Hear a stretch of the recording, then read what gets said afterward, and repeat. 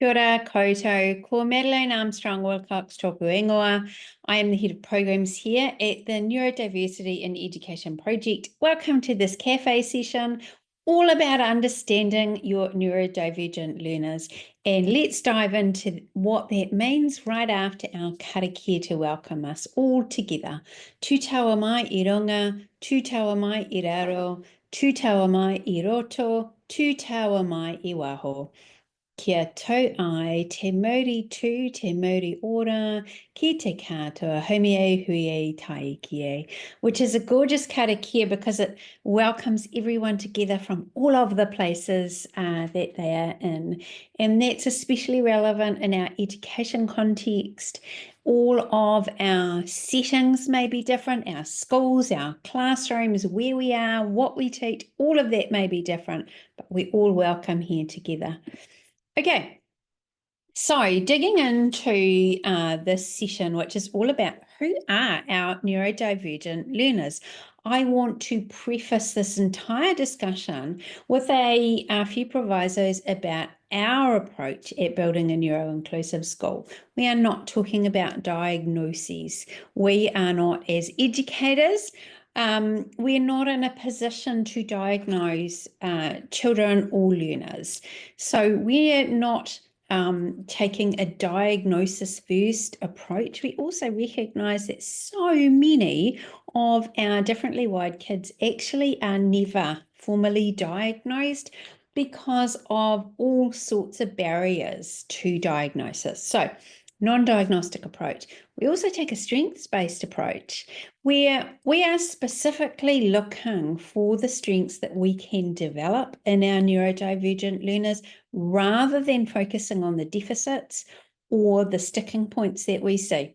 That's not to say that we're unrealistic about the challenges, about those sticking points, but we do look for and develop strengths.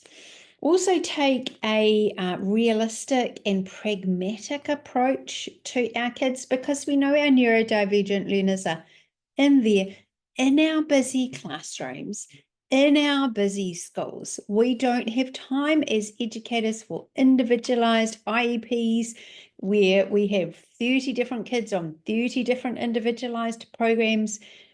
That's unrealistic. So as an organisation, we take an approach where we are talking about neuro-inclusion, where we can create environments, structures, programs, settings that are inclusive of all brains. And that's a realistic and pragmatic approach. Okay. Again, back to the idea of neuro-inclusion. What we're talking about is that systems-wide approach where all brains are recognised and understood. That's really what we're going to talk about most in this session. And from that understanding comes support and celebration. Okay, what are we actually talking about? Those with brain-based differences. It's really very simple. It doesn't need to be a diagnostically focused approach. We don't need to really dig into individual diagnoses. One of the reasons behind that thinking is there are so many overlapping characteristics of different forms of neurodivergence that it can be really hard to tease out what you're actually looking at or what you're looking for if you're taking a categorical diagnostic approach. An example might be, let's say you have a wee kiddo in your class who's really very full of beans, has some fabulous ideas sometimes, especially in discussion, but those ideas don't make it onto paper very easily at all because that wee learner is perhaps a bit too busy, perhaps has a bit of a skill lag in handwriting abilities or in the ability to translate sound into the written form.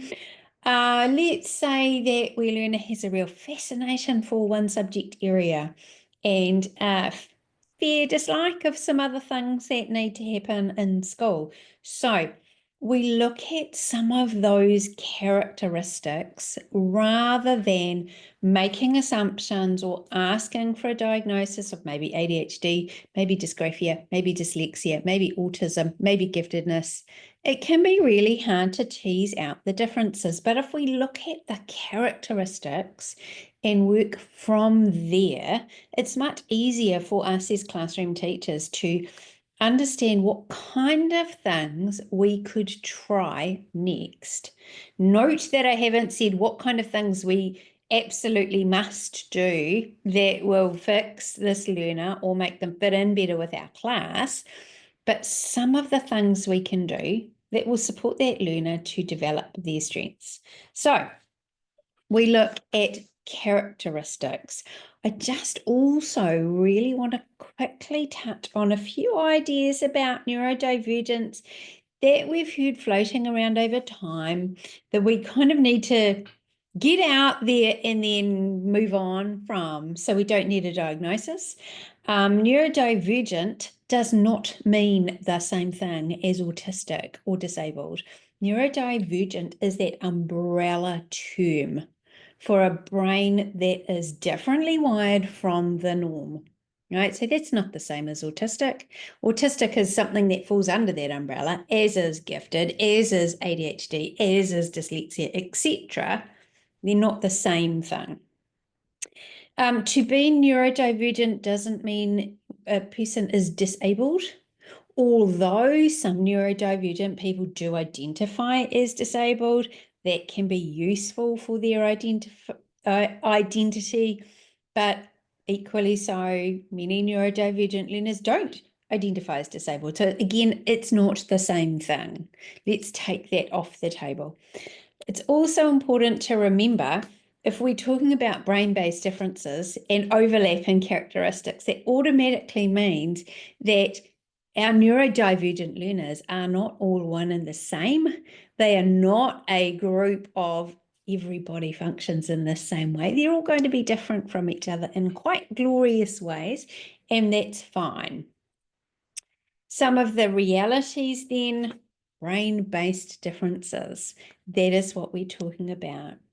Our neurodivergent learners may or may not need some quite specific support around them in their classrooms or in their lives generally so that they can learn and achieve and thrive, and that's fine. And also that actually our neurodivergent learners are all different. They have a whole set of different and individual sometimes strengths and needs, and that those strengths and needs can be variable over time, over context. You know, what we see as a real strength in one context may be quite an issue in another context. And that's okay. Our neurodivergent learners are not all the same as a group. So I've used the word strengths quite a lot already, and I'm aware of that. So I just thought I would talk about, when we're talking about strengths, it's really important to understand what we're talking about.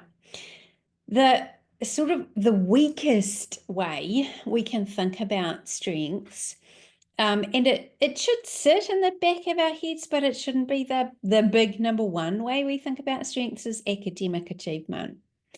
And that's quite a low-level way to think about strengths. It's only one way, because many of our neurodivergent learners do struggle in their academic achievement, or it's really uneven, or they only achieve when they feel like achieving. So it's uneven, or it's selective, or they achieve perhaps at a high level, but that takes an awful lot of work for them to achieve at that high level. All right, so academics really is a weak way of considering strengths. We can also think about what we might call extracurricular or co-curricular strengths, so things we see outside of academics. That might be music or art or sport or drama or creativity or whatever it is, that sometimes as teachers we have lesser insights into, you know, what goes on at home or after school or in lunchtime clubs, or you know, outside of your subject area expertise. Those extracurricular strengths, again, may not be the best way of looking at strengths. It's a fairly weak way. A great way to tune into the strengths of some of your neurodivergent learners is by finding out their interests and their passions and tuning into those things, because their interests and passions are firstly where they're going to reveal their strengths. So let's imagine a kid who is highly creative in that intellectual sense of creativity, so ideas flying around, not the artistic sense of creativity. They're highly, highly creative and they're really passionate, let's say, about musical theatre, that they use that strength of creativity in their passion for musical theatre. So that's revealing a strength. And then also, that's where they develop that strength. That's where that strength really comes to the table and comes alive and can be developed through that particular thing. So asking your students about their interests and passions is like number one way for you to figure out their strengths and for you to help kids realize their own strengths. So important that we have those conversations.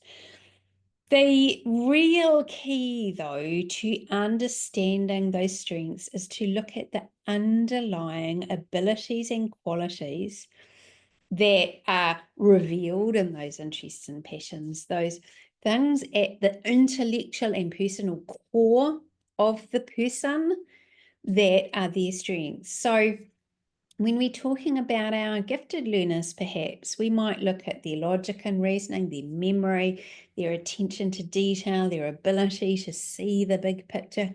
Those are all underlying abilities. Those are the things that make everything else possible. They fuel the interest and passion. They fuel the academic achievement.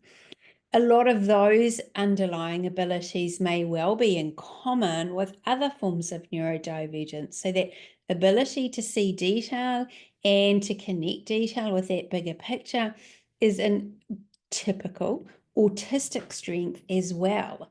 So that might be an overlapping characteristic. Again, we don't need to take a diagnostic approach if we focus on the characteristics themselves. Personal qualities can also be great strengths, like emotional sensitivity, or like emotional awareness, or sensory sensitivity.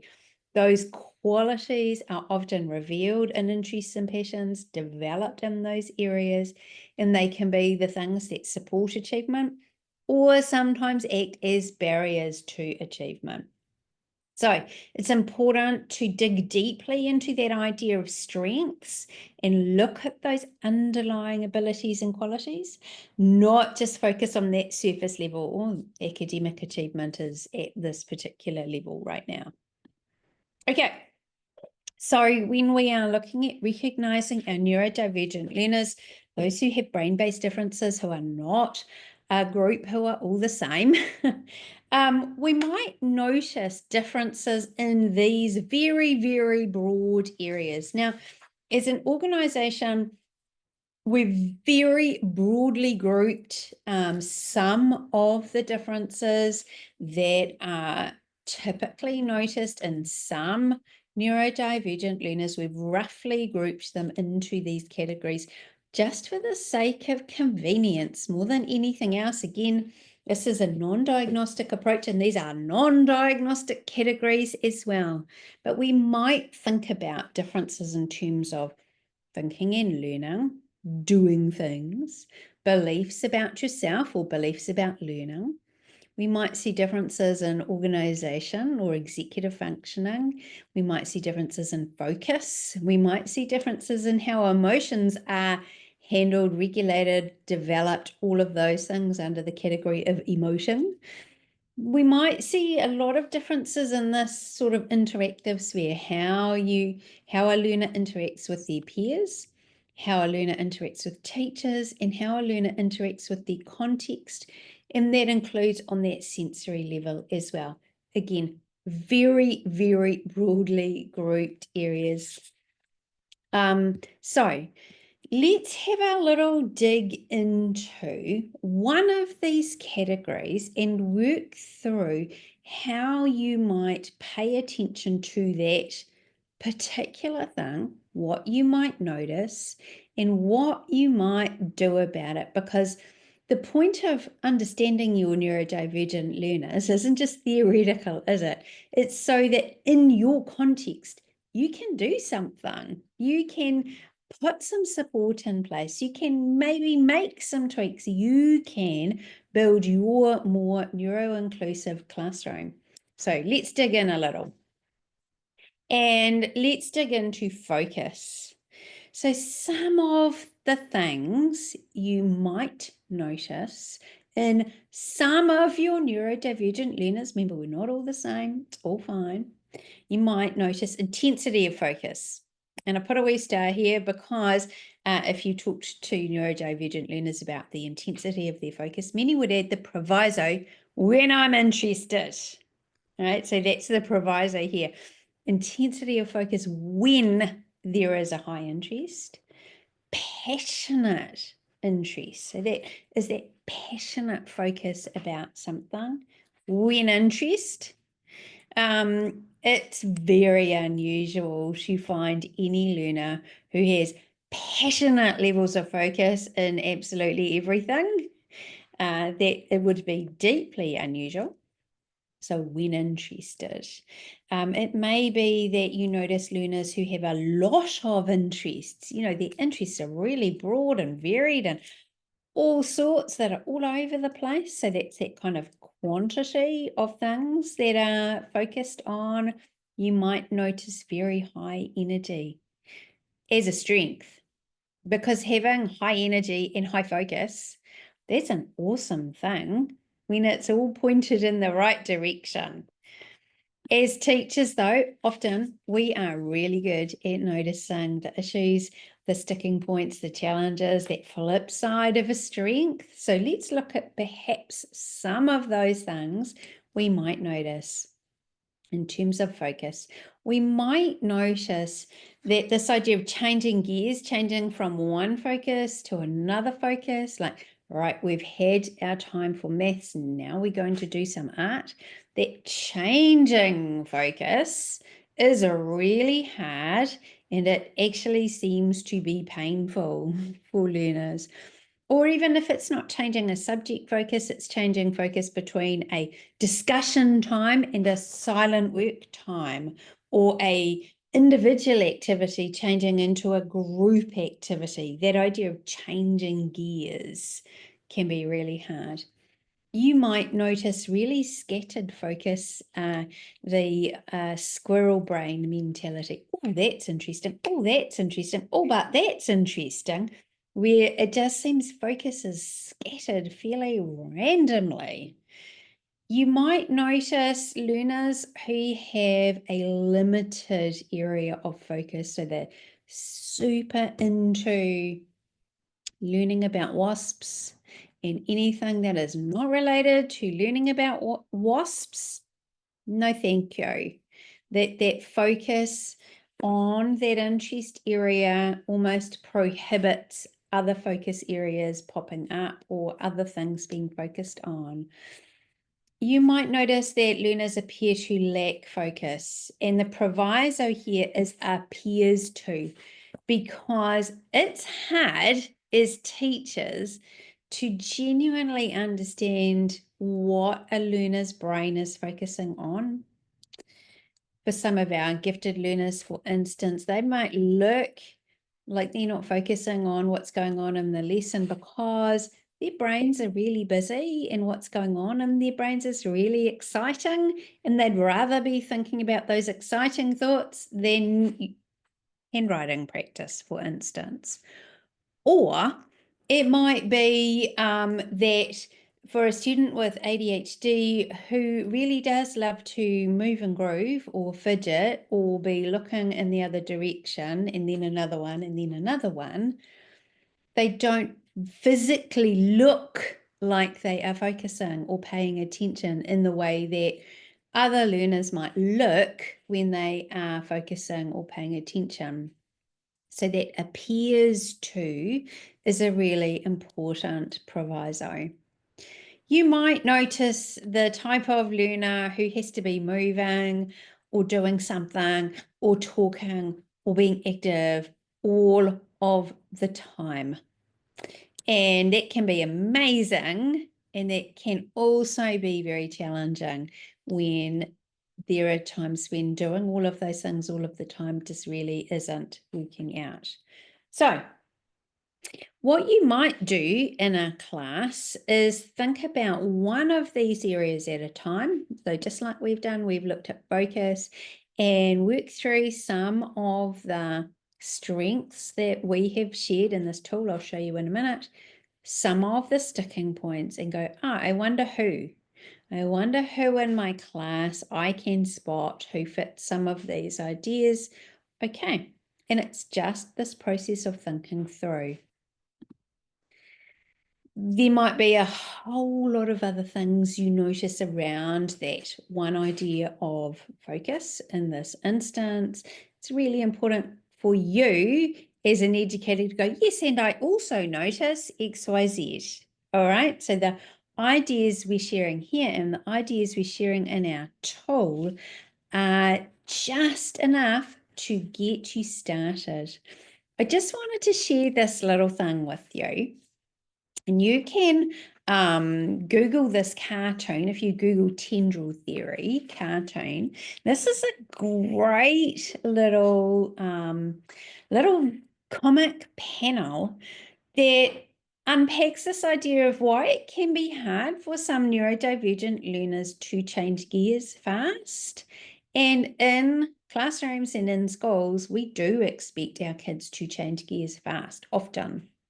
All right, and this is a lovely wee cartoon that explains why that must be hard.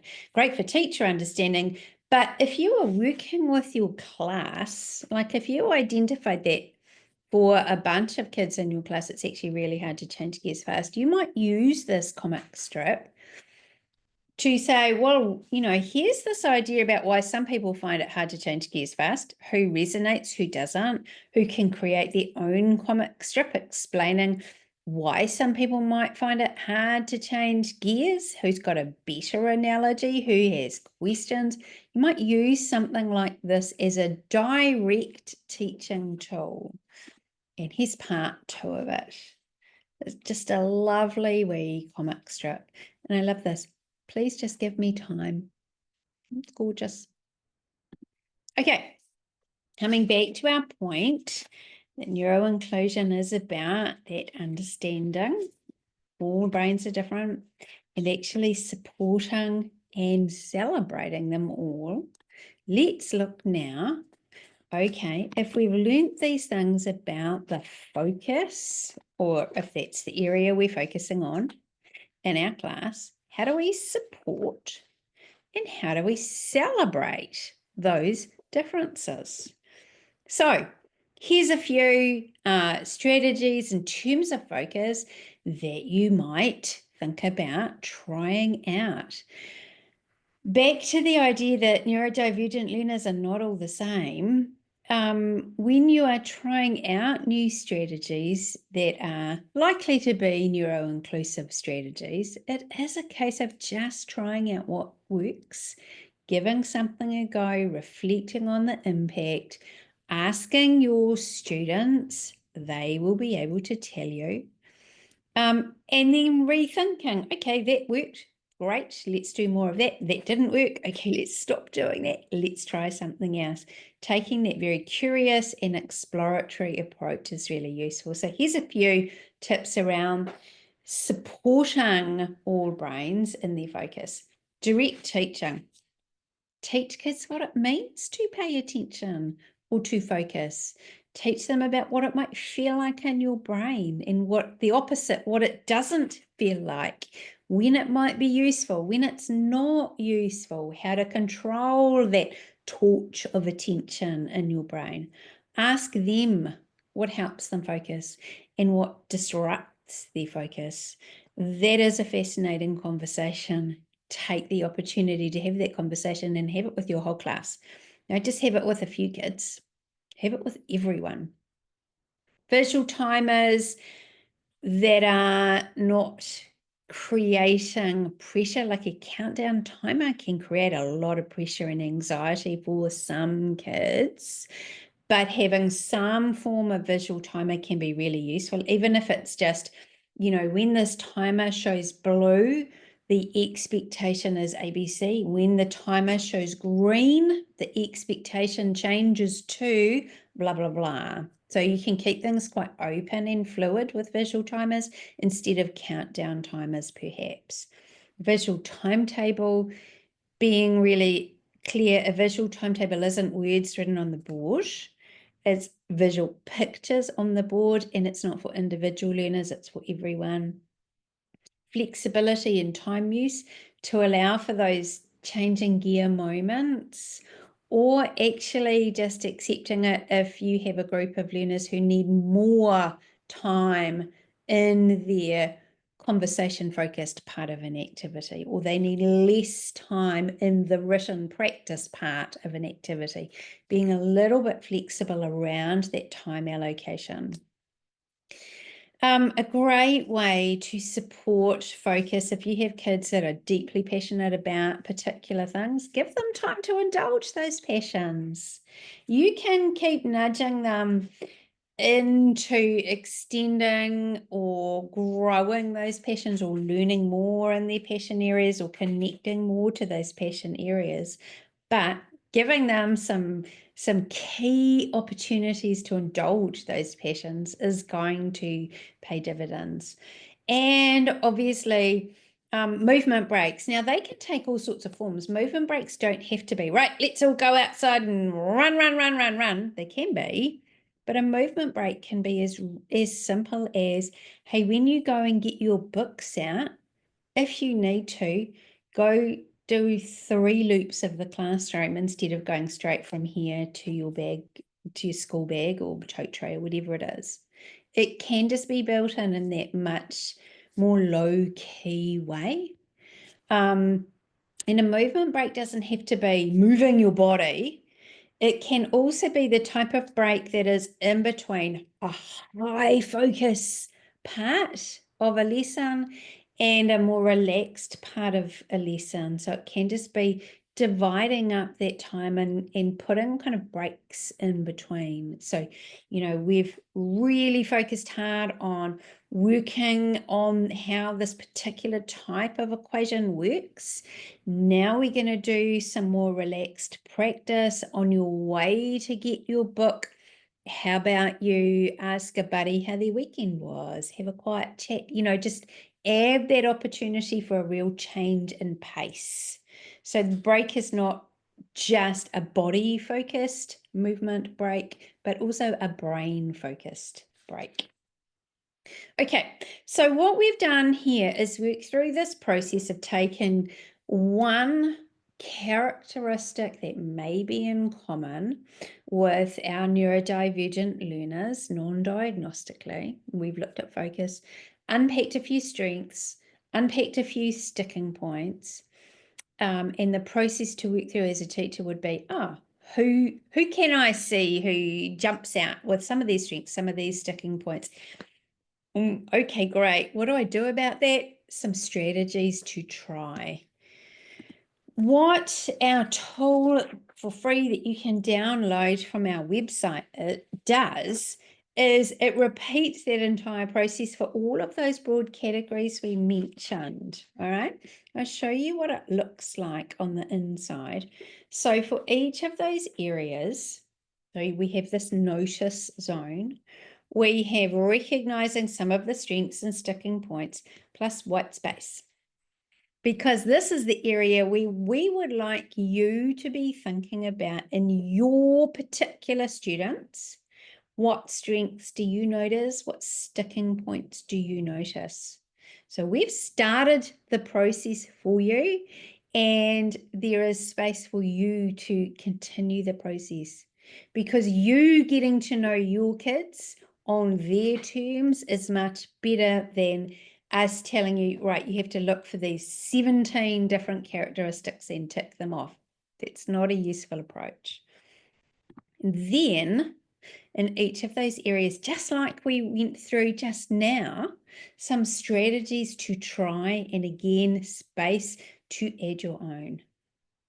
And you can download that tool from our website. Okay, you will hopefully have seen that in that tool, we use the Notice, Recognize, Respond framework because we think that really works, and it's a great wee framework to keep things simple. And that ties in nicely to our neuro-inclusive idea of understanding and supporting and celebrating is the next step. And with that in mind, I thought I would just let you know that Neurodiversity Celebration Week is from the 17th to the 25th of March. And it's an amazing week where you can celebrate those differently wired brains. We've got some ideas on things you might do. They are all on our website. One thing is our fantastic posters that pull out some neurodivergent strengths that are from some of our young neurodiversity champions, and then they explain what that means to them. Your kids, your staff could create posters just like this as well, where you go, my differently wired brain has a fantastic strength in, let's say, focus, and add a little statement about it and add a cool picture. So those posters can start some great conversations. You might like to host or join in a celebration event. Details are on our website. You might like to play Welcome to My Brain. Is a great way to celebrate those beautifully differently wired brains. More ideas on our website there for things to do.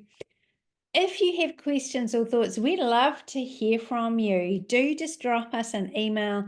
It is bns@neurodiversity.org.nz. We'd love to be in touch.